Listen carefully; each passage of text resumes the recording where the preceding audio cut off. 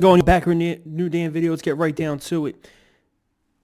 Let's see what happens. Now that there's a couple names down in the book, we've been, doing the head coaching search and whatnot so far. And Robert Saleh, who was the 49ers defensive corner who we interviewed last night, did 2 interviews with the Jets and finally just signed with them just like in 2 hours ago or so.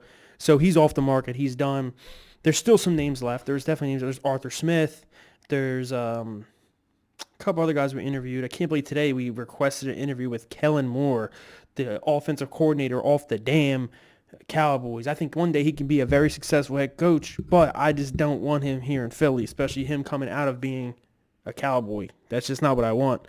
Unless like I said before, when they fired Doug.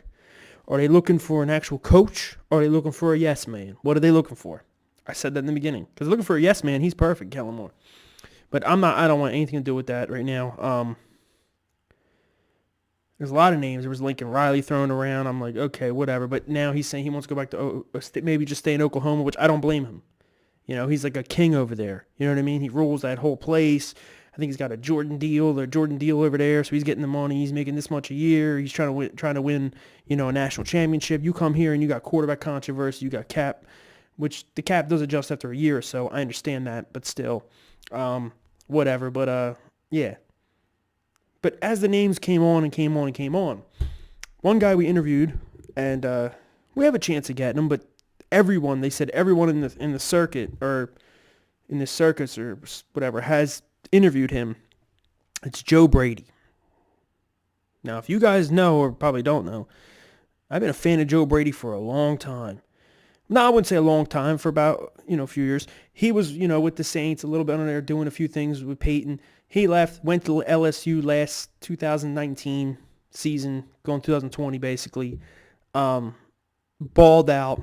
I won't say balled out, but he coached very well. He put Joe Burrow and had him, have the best probably college quarterback season I've ever seen in my entire life. 68 touchdowns or something like that, and this and that. Jamar Chase cracking all these yardage. Justin Jefferson balling out.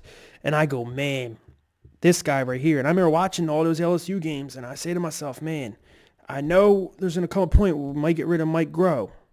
I said, if we can get him here as the OC, that would be awesome.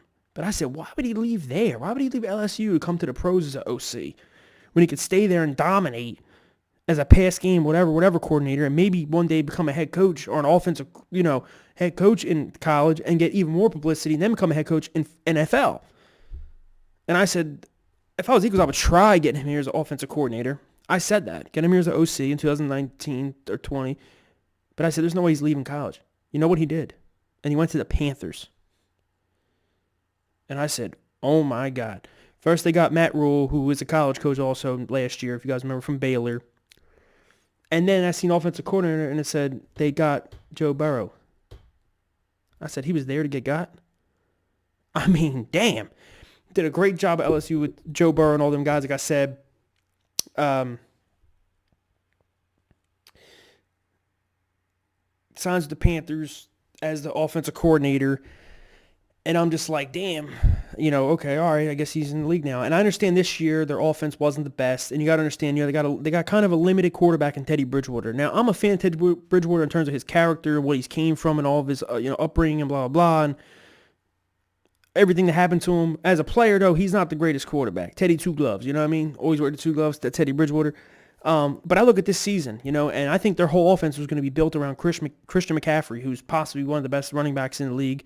Definitely top 5 or top 3. Didn't get to play it all this year, and I know because I owned him in fantasy. I picked him to the number 1 pick, and he was out almost every damn week. And going into that, you go, wow, our best offensive weapon, possibly our best player on the whole damn team is out. No problem. Mike Davis comes in and does a pretty damn good job for them in the run game and in the pass game as a running back. Joe Brady.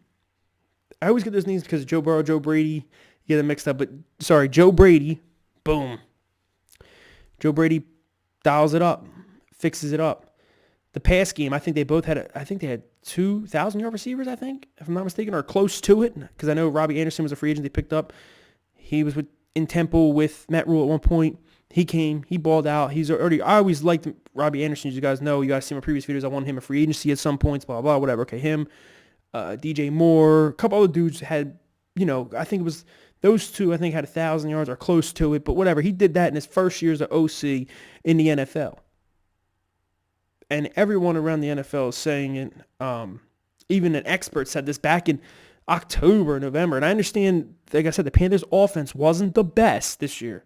But it was limited. With a limited quarterback, the O-line was decent. There was not their best weapon, Christian McCaffrey, wasn't there for every single game. They would play like 2 or 3 games this year, I think, or less than that. But they got a backup, Mike Davis, who they utilize him just like they would Christian McCaffrey. Now imagine if Christian McCaffrey would have actually been healthy. Man, that offense would have been insane, and they probably would have, he probably would have been in the top echelon of offenses. But you look at what he does, and you say to yourself, damn. He is what the NFL is today.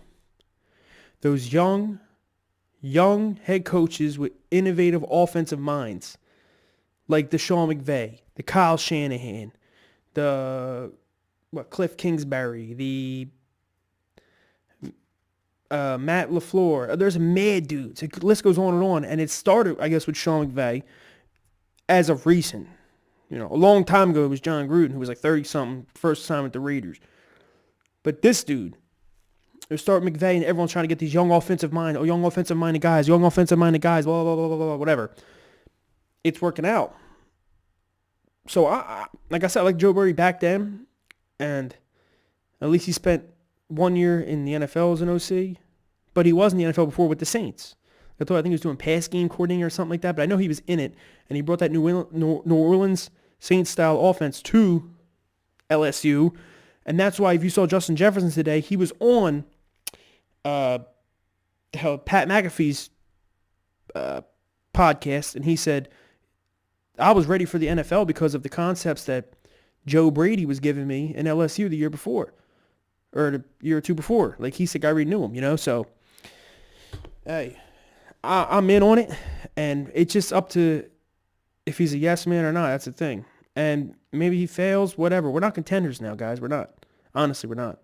We're not even close to it. But if he comes with a young offensive mind, just turn things around, he might not even want Hurts. He might not even want Wentz. He might want to get Zach Wilson. That's a perfect kind of quarterback, almost like a Burrow type kind of move, kind of throw. But I don't want to go for quarterback again. Let's not even get into that drama. Let's worry about getting the head coach first. But Joe Brady's top of my list.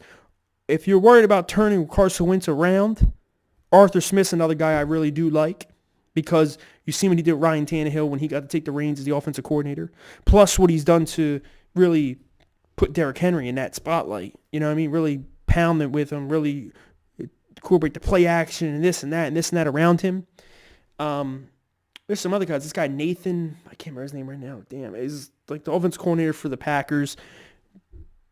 Aaron Rodgers, since this is their second year together. He's like, man, this guy is like the best, blah, blah, blah. Almost like raves about him more than he does Matt LaFleur.